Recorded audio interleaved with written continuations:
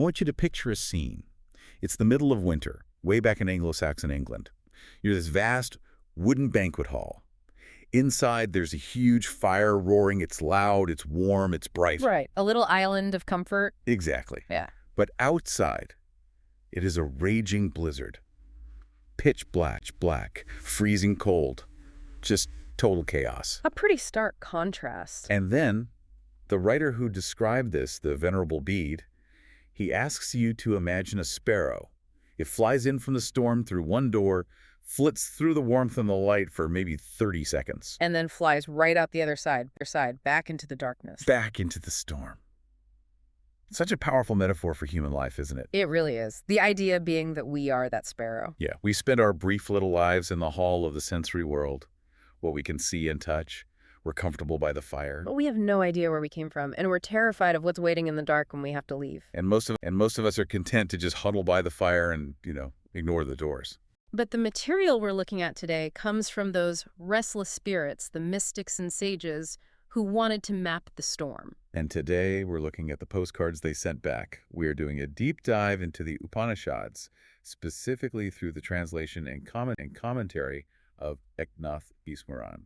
And I know when people hear ancient Indian scripture, their eyes can glaze over. They expect something dry. A history lesson. Which would be a huge mistake. Easwaran calls these texts ecstatic snapshots, and I love that. That's good. They're not textbooks. They're more like field notes from explorers who climb to the highest peaks of consciousness. Our mission today is to unpack what they call the supreme science, the Brahma Vidya. These texts are thousands of years old, and they claim to have discovered the secret to the nature of reality itself. And the craziest part is they say that secret is sitting right inside us, like buried treasure we're walking over every single day. That's a bold claim, so let's see if we can find the map. Let's do it. Okay, so to orient ourselves, we hear the words Vedas and Upanishads a lot. Are they the same thing? Well, yes and no. The Upanishads are technically the final part of the Vedas. The Danta, right, the end of knowledge. That's the one, but the whole vibe just shifts completely between the two. The early Vedas are all about looking outward. It's hymns, rituals, sacrifices to forces of nature. Like Agni, the fire god, or Indra, the god of thunder. Exactly. It's very transactional. Yeah. Here's a sacrifice. Please don't strike my village with lightning. That's a pretty good summary. But the Upanishads represent this massive pivot. The sages stopped looking out there and started looking in here. They realized the power in the storm was nothing compared to the power of human consciousness. Precisely. Which brings us to the name itself. Upanishad. You said it means sitting down near. It does, and that tells you everything. This wasn't a sermon in a huge temple. This was a forest academy. So a student sitting knee to knee with a teacher. An intimate, almost secret transmission of knowledge. You also mentioned supreme science. Now, Easwaran is adamant this isn't religion in the dogmatic sense. He calls it a lab science. Which sounds very modern, but the method fits. They weren't asking for blind faith. They were asking for experimentation. Yes, but the lab isn't full of beakers and test tubes. The laboratory is your own mind. And the method isn't mixing chemicals. It's, what was that word? Neditya. Sihasana. A bit of a mouthful. It is, yeah. But it just means profound, unbroken concentration. The ability to focus the mind so completely that it pierces through all the surface level noise. So if the mind is the lab and concentration is the method, what were they trying to find? They were hunting for the invariant. The what? The invariant. Yeah. Think about your life. Your body changes. Your emotions shift. Your thoughts are a constant storm. Everything is in flux, right? Always. They asked a radical question. Is there anything that doesn't change? Is there a ground of being that is constant? And they claim they found it. Which brings us to the two most important words for today, Atman and Brahman. Yes. If you only remember two concepts, make it these. Atman is the inner self, the divine spark within you. And Brahman is the ultimate reality, the Godhead, the source of the entire universe. Exactly. Now, I want to pause here because in most Western traditions, you have the soul and you have God. And they are separate. Very, very separate. God creates the soul. But the Upanishads just demolish that idea. They do. Their ultimate discovery was this. Atman is Brahman. The spark isn't just from the fire. Is the fire. I love the physics analogy Easwaran uses. Physicists say that before the Big Bang, all matter and energy was one thing, a singularity. A primeval atom, and then boom. Right, but that means everything. Stars, galaxies, you, me, we're all just that original energy stretched out. We aren't separate from the source. We are the source. Exactly. So when you look inward deep enough, you don't just find your personality, you find the source code of the universe. Wow, okay, that is a lot. That is a lot to wrap your head around. I mean, how do they teach this to a regular person? If you just told me you are the universe, I'd be like, okay, sure. They knew that, so they used stories. The Chandogya Upanishad is a great one about a young man named Shvetaketu. Let me guess. He's a bit arrogant. Oh, you have no idea. He goes off to university for 12 years, memorizes all the texts, and comes home.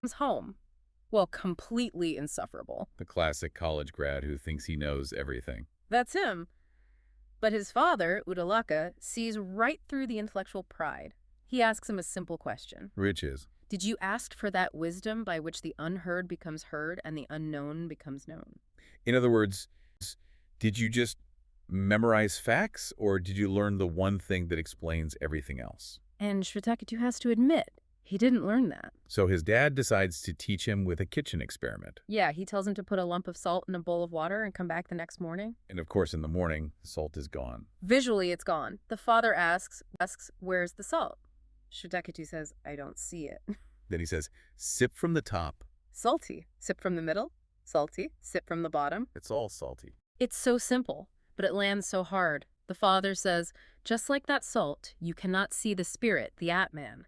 But it is here, pervading everything. And then he delivers the knockout punch. The Mahavakya. The great formula, Tattvamasi. You are that. You are that. You are not the body. You are not your thoughts. You are the infinite. That's a massive identity shift. Mm-hmm. But knowing it intellectually is one thing. Living it is another. Totally different.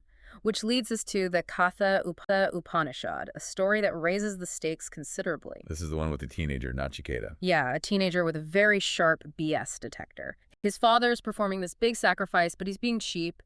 He's donating these old, useless cows that can't even give milk. He's trying to scam the gods. And Nachiketa calls him out on it. He keeps asking, Father, to whom will you give me? And finally, his dad just snaps. I give you to death. A truly terrible parenting moment. But Nachiketa takes him literally. He travels to the abode of Yama, the king of death. But death isn't home. He's not. So this kid waits on death's doorstep for 3 days and nights. When Yama finally gets back, he is horrified. Because hospitality was a sacred duty. A cosmic sin to keep a guest waiting. So death feels terrible and offers Nachiketa 3 wishes to make up for it. The first 2 are simple, but the third boon. He swings for the fences. He says, when a person dies, some say he exists, others say he does not. Teach me the truth. And Yama really tries to get out of answering this one. Oh, he tries to bribe him. He offers him immense wealth, long life, maidens with chariots. Everything a teenager could want, basically. But Nachiketa's response is just ice cold. He says, these things only last until tomorrow. They wear out the senses.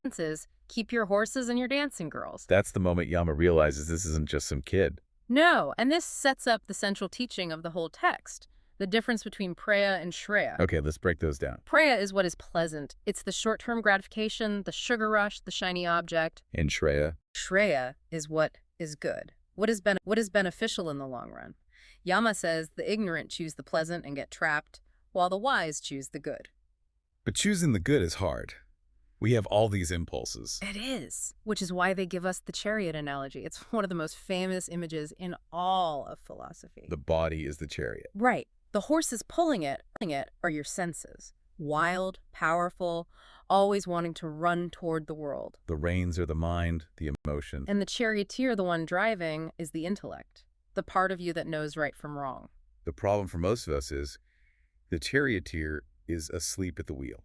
Completely asleep. So the reins go slack, and the horses, the senses, drag the chariot wherever they want, usually toward disaster. The goal isn't to kill the horses, though. No, that's crucial. The senses aren't evil. They just need to be directed by an awake charioteer. This brings up a really interesting point about desire.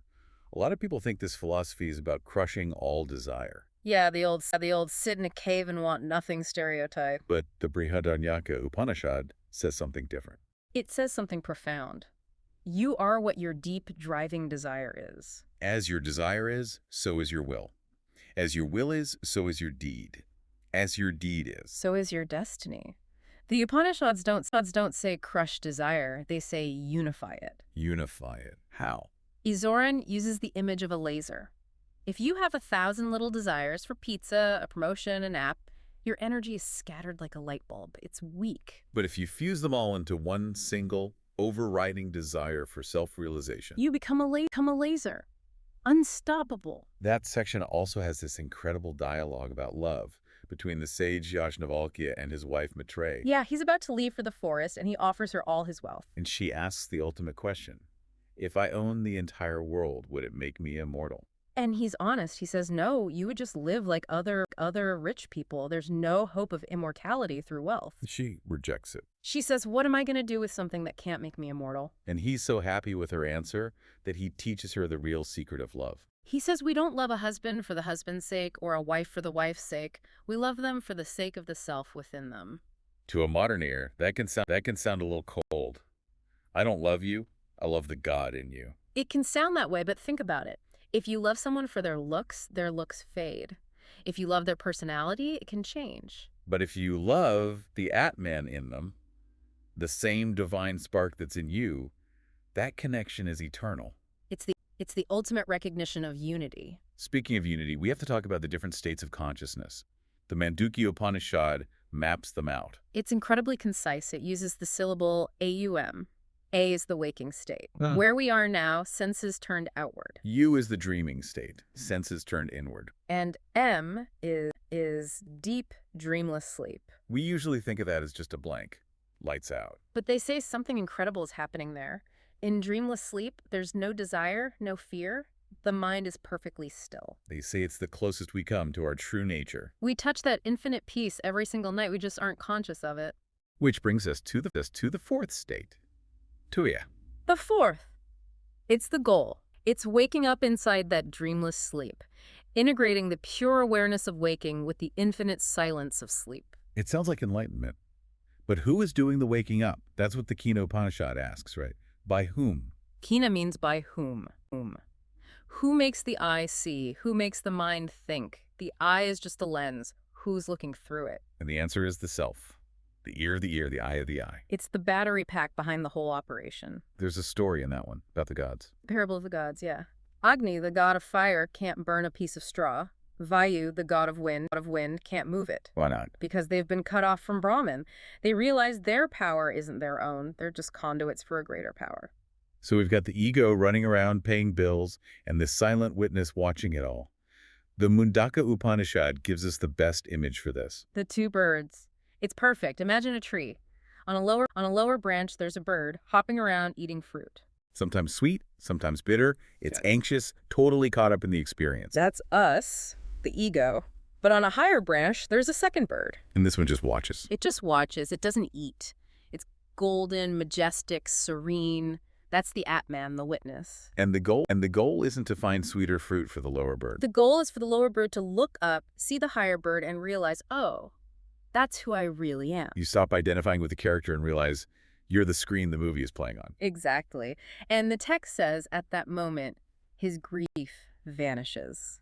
Okay, we've been at some pretty high altitudes. Let's land the plane with something practical, that da-da-da story. The voice of the thunder. The creator speaks one syllable to all of creation, da, And everyone hears it differently. based on what they need.